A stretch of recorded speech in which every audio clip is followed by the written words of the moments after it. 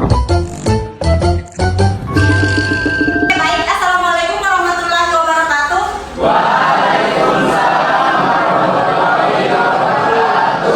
Dan selamat pagi. Dan semangat pagi.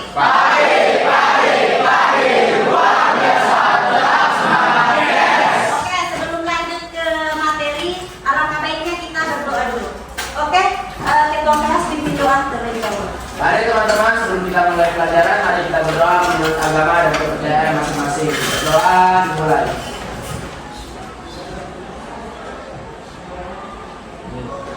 Doa selesai. Memberi salam. Selamat pagi. Oke, kalau gitu Ibu mau absen dulu. Siapa-siapa hari ini yang tidak hadir? Ada Yosef sakit, Yosef sakit, Awal sakit, Sawal sakit, Malik sakit, Malik juga sakit. Terus siapa lagi yang Nona Bu, 4? Nona sakit. Nona juga sakit. Berarti 4. Ada Dan apa? Berarti 5 orang yang tidak masuk hari ini.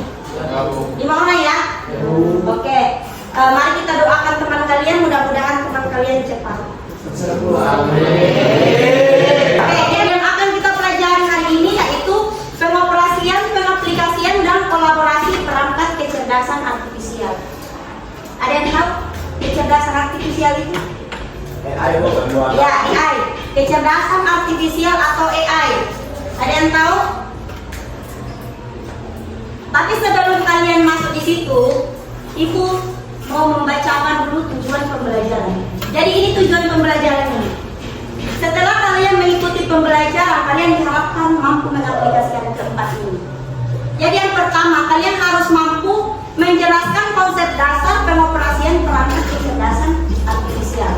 Terus yang kedua, mampu mengidentifikasi berbagai bentuk pengaplikasian AI dalam kehidupan sehari-hari dan dunia kerja.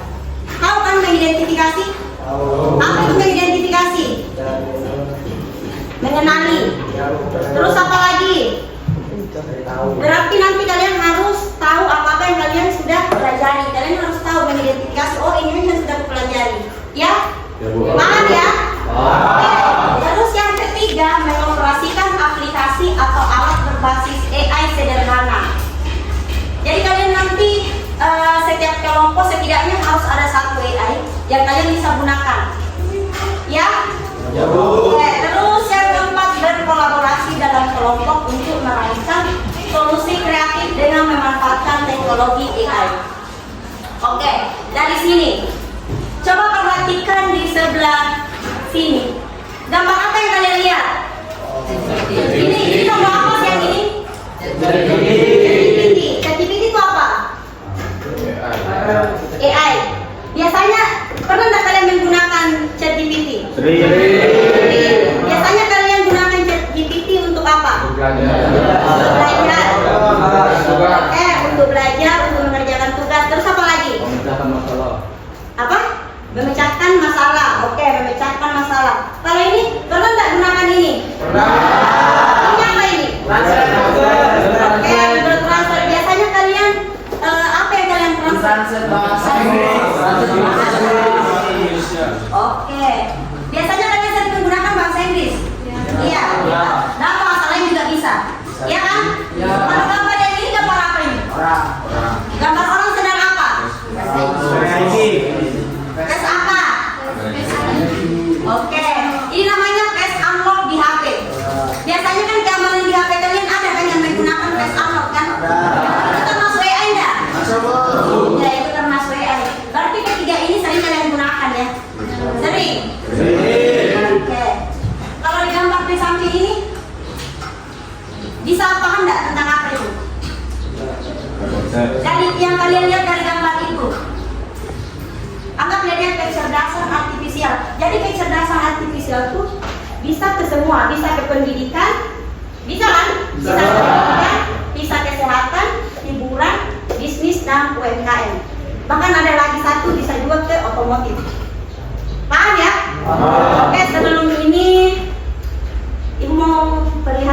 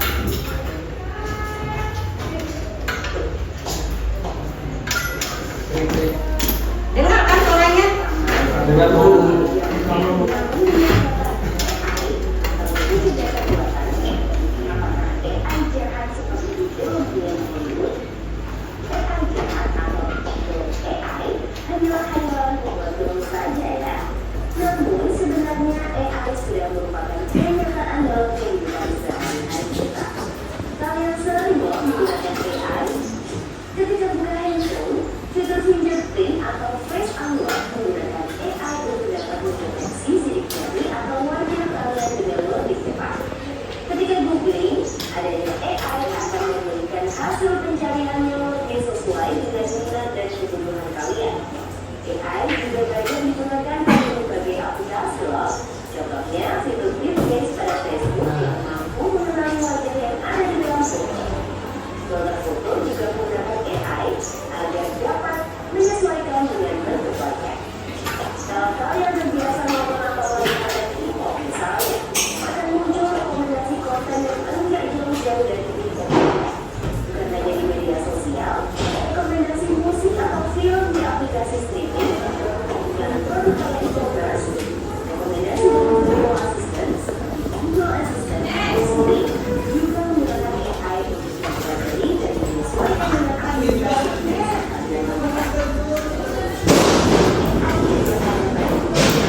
menganalisis siapa yang paling tepat dan perbedaan waktu yang dibutuhkan. Anda mau live, AI dipakai untuk mengenalkan permainan dan membuat karakter serta grafis permainan menjadi lebih hidup secara realistis. Lalu, apa itu AI? AI atau Artificial Intelligence atau kecerdasan buatan adalah sistem yang memudahkan mesin atau komputer untuk berpikir, belajar, dan melakukan tugas seperti manusia. Istilah AI muncul pada tahun 1956 dalam konferensi Stanford yang diinisiasi oleh John McCarthy, seorang ilmuwan komputer asal Amerika Serikat. Di antaranya ada 4 teknik dasar pada AI, yaitu searching, reasoning, planning, dan learning.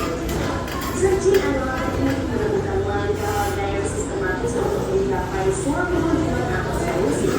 Contohnya AI dan programs. Reasoning adalah teknik menarik kesimpulan berdasarkan fakta-fakta yang ada. Contohnya AI pada aplikasi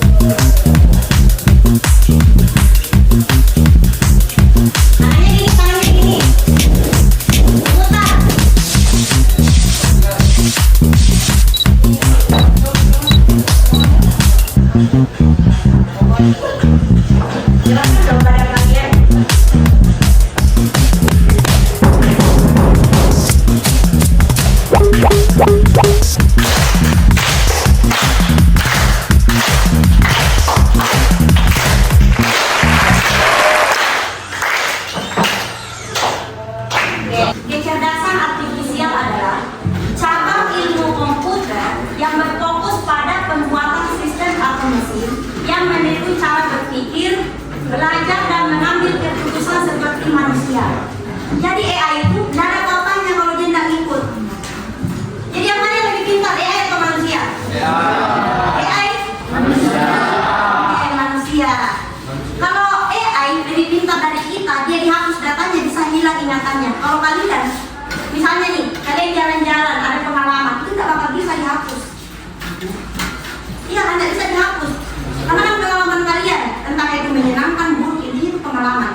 Itu tidak bisa dihapus di otak kalian, kecuali kalian sendiri yang lupa. Tapi kalau AI, dia kan mesin. Dia kan diperintah sama manusia. Jadi dia tahu sesuai data yang dimasukkan. Kan di sini cara berpikir, belajar dan mengambil keputusan seperti manusia. Jadi dia mengikuti manusia. Tapi tahu nggak kenapa sekarang AI lebih pintar dari manusia? Kenapa? Karena dia banyak referensi, banyak data yang dia cari. Berarti paham sampai sini ya? Jadi ini ciri utama kecerdasan artifisial. Jadi yang pertama, kemampuan belajar, yaitu machine learning.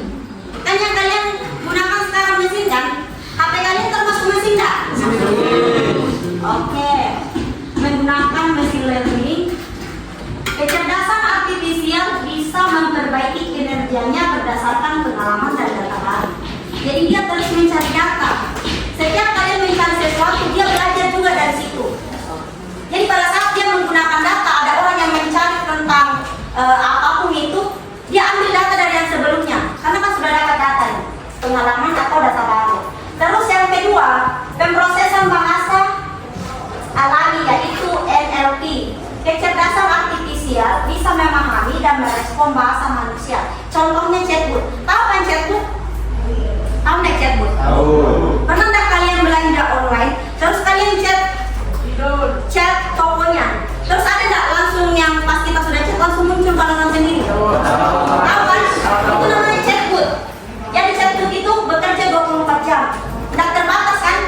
Tidak terbatas karena sudah disetting oleh manusia. Sedangkan kalian pasti terbatas lah. Dalam 24 jam tidak mungkin kalian bisa terus bekerja, ya kan? Terus yang ketiga, pengambilan keputusan kecerdasan artifisial bisa memiliki solusi lebih baik berdasarkan data yang ada. Jadi semakin banyak data yang ada, semakin banyak juga data yang ditampilkan pada saat kalian mencari AI. Terus otomatisasi. Kecerdasan artifisial mampu melakukan tugas berulang secara cepat dan akurat. Biasanya kalau kalian, jaringan kalian normal misalnya cari tugas di mana tadi yang kalian sering gunakan? Oke, GPT. Kalau kalian sudah selesai menulis promptnya, terus kalian enter, langsung muncul lah jawabannya. Langsung muncul kan? Cepat kan? Jadi sisa kalian lagi yang pilih-pilih di situ. Yang mana sih yang saya butuhkan? Iya kan? Oke, berarti sampai sini kalian paham ya, ini ciri utama kecerdasan artifisial. Lanjut ya. Oke. Ini dia tadi, kalian kan setelah nonton pasti ada kan yang ini tadi, bidang pengaplikasian kecerdasan artifisial. Jadi kecerdasan artifisial itu sudah bisa mencakup semua, hampir semua dunia kerja. Bisa di dunia pendidikan, kesehatan, bisnis atau UMKM, hiburan atau transportasi. Kalau di dunia pendidikan itu contohnya apa? Ada yang pernah gunakan nggak? Contohnya apa? Pendidikan Bu. Iya. Pakai ruang guru Bu. Oke, ruang guru. Aplikasi ya. Terus apa lagi selain ruang guru? Duolingo. Oke, Duolingo. Kalau dunia kesehatan, kan tadi kan ada di video tentang dunia kesehatan. Dunia kesehatan itu tentang apa nih? Kalau misalnya dia mau diagnosis penyakit, robot operasi. Apa? Ronseng. Oke, itu alat ya. Terus apa lagi? Pernah nggak kalian menggunakan Halo Dokter? Pernah nggak? Tapi dia bukan AI, tapi kan kita bekerja sama dengan AI. Kayak misalnya kalian nih, lagi sakit kan? Lagi sakit. Terus buka tuh, ada namanya Halo Dokter. Terus nanti kalian chat dulu. Tapi biasanya kalau yang pertama tuh menggunakan chatbot. Biasanya disuruh menunggu beberapa menit, baru nanti ada dokternya.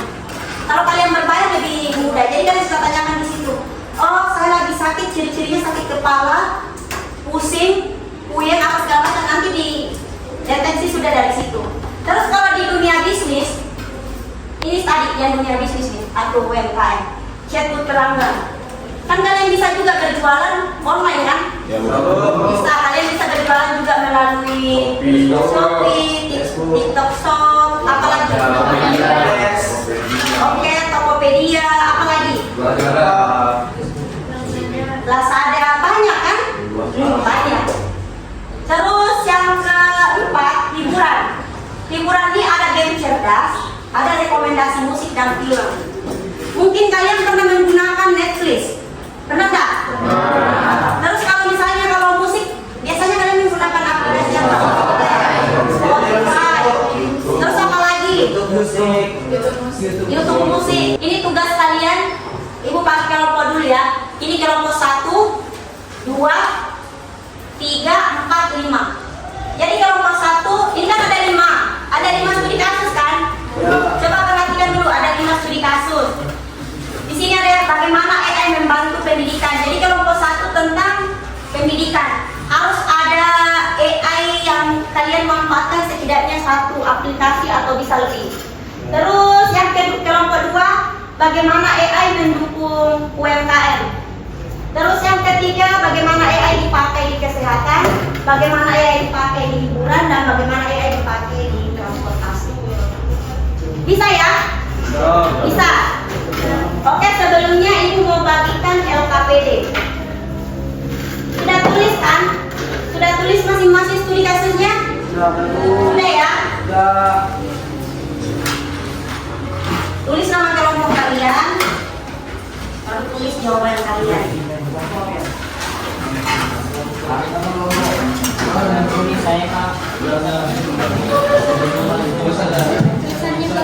Ini LKPD ya.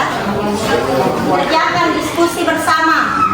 Tentukan pilihan kalian yang mana. AI apa yang mau kalian gunakan? Kecerdasan buatan apa yang kalian mau gunakan?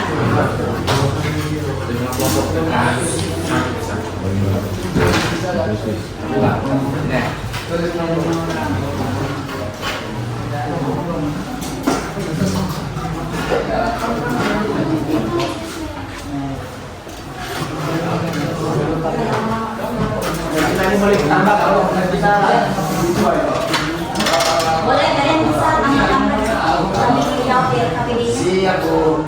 Tergantung kalian kalian ada HP ini manfaatkan apa yang kalian mau.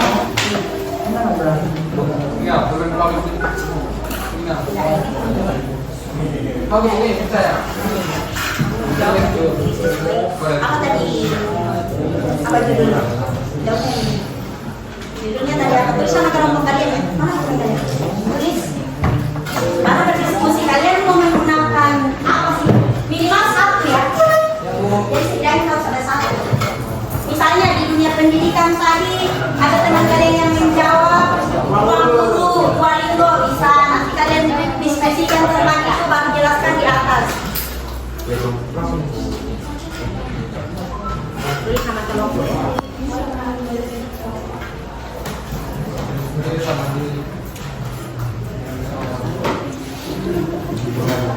Oke ya. Baru kalian tulis.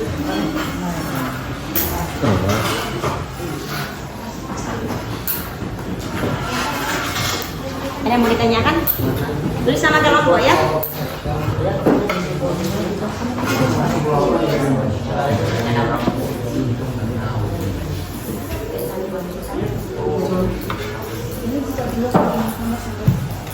Tulis sama kelompok ya. Kalian kan tadi sudah amati video di atas kan? Terus kan kalian sudah mengumpulkan data-data kecerdasan artifisial yang kalian temukan tadi. Terus buat studi kasus. Studi kasusnya kan ibu sudah tentukan tadi tuh ada 5 kan? Ada 5. Kalian kelompok berapa? Kelompok 2 berarti kalian tadi tentang apa? Oke, tentang kesehatan. Berarti tadi setidaknya satu aplikasi atau satu AI yang bisa digunakan kecerdasan buatan. Ya baru kalian setelah diskusi tulis jawabannya kalian di sini. Iya. Baru nanti 2 orang di atas ya presentasi. Ibu kasih waktu 2 menit aja atau 3 menit? 3 menit. Cari-cari. 3 menit ya. Ini ya, ini studi kasus kalian di atas.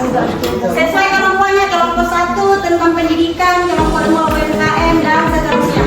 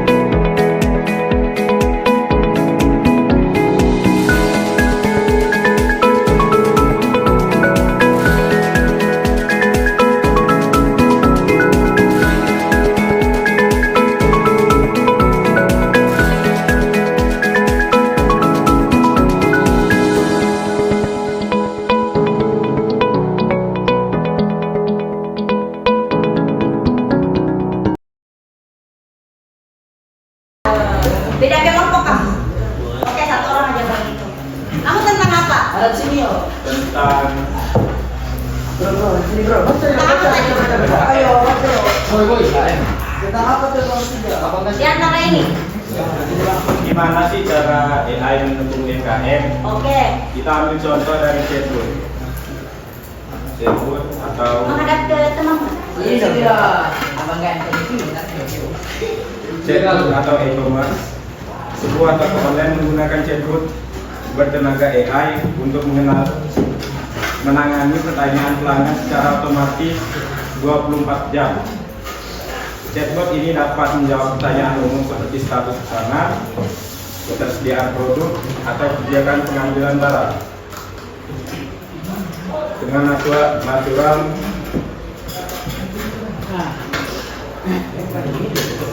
processing atau NLP. Chatbot memahami pertanyaan dalam bahasa sehari-hari dan memberikan jawaban yang tepat. Jika pertanyaannya terlalu kompleks, chatbot akan mengalihkan percakapan ke staf manusia. Oke, tepuk tangan untuk temannya.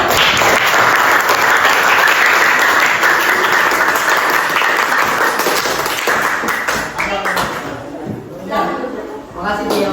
Oke, kelompok selanjutnya. Siap. Di sini saya akan menjelaskan saya mendapatkan dari diskusi teman-teman kelompok saya bagaimana AI membantu pendidikan.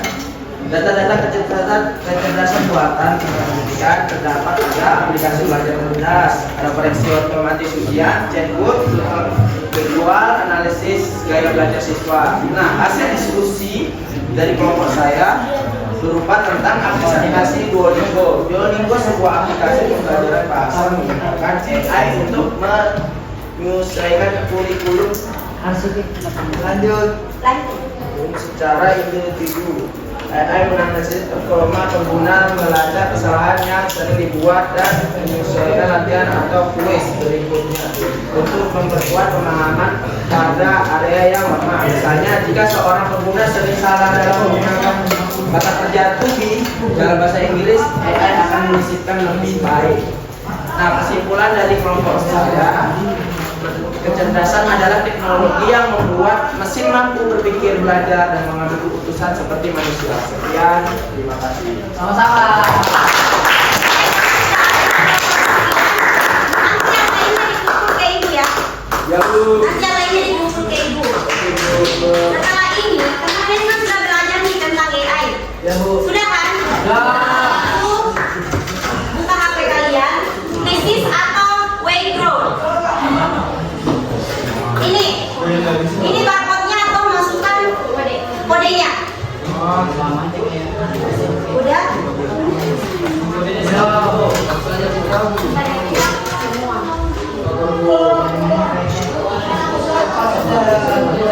Udah, masukkan ke kodenya.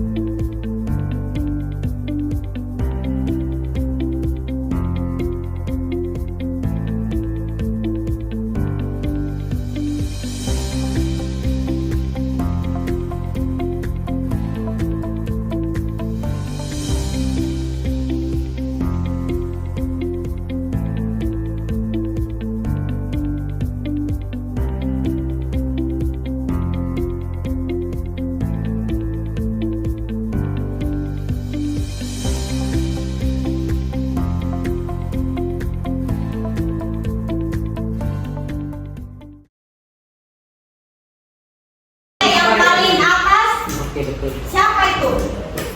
Valendio. Terus yang kedua Muhammad Ardan dan David.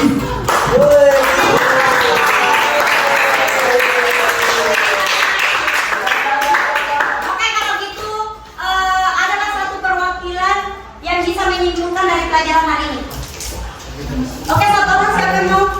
Kesimpulan untuk pelajaran hari ini kita bisa mengetahui apa itu AI, kecerdasan buatan. Bisa AI itu dapat mencakupi semua, hampir menyeluruh bidang manusia, Bu. Dari di pendidikan, ekonomi, kesehatan, hiburan, sampai transportasi, Bu. AI bisa semua. Ada juga bidang pertanian, otomotif, banyak, Bu. Jadi kita bisa tahu AI itu membantu manusia, Bu. Tekan bukan.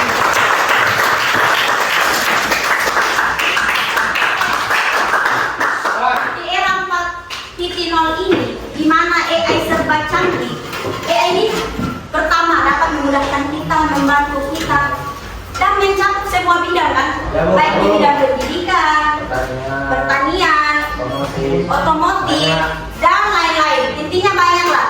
Kalau gitu, untuk yang terakhir sebelum kita refleksi dulu. Siapkan lagi HP kalian. Scan QR ini. Scan ya, scan. Udah semua?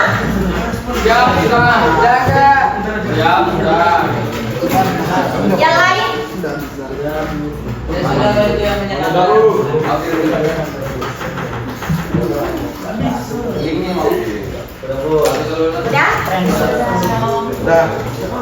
Udah?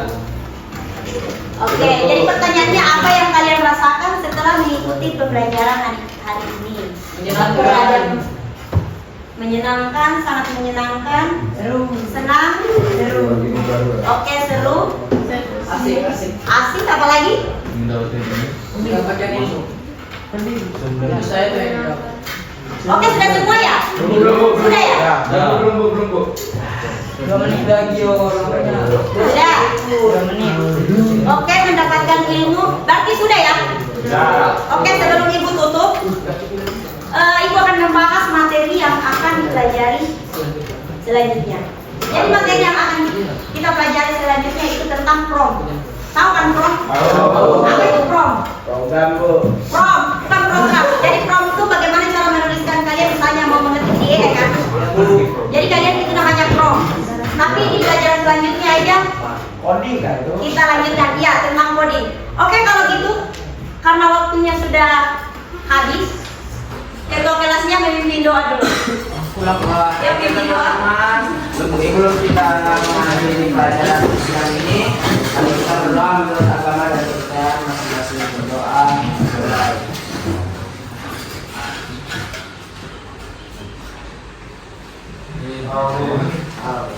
Doa selesai. Kembali salam.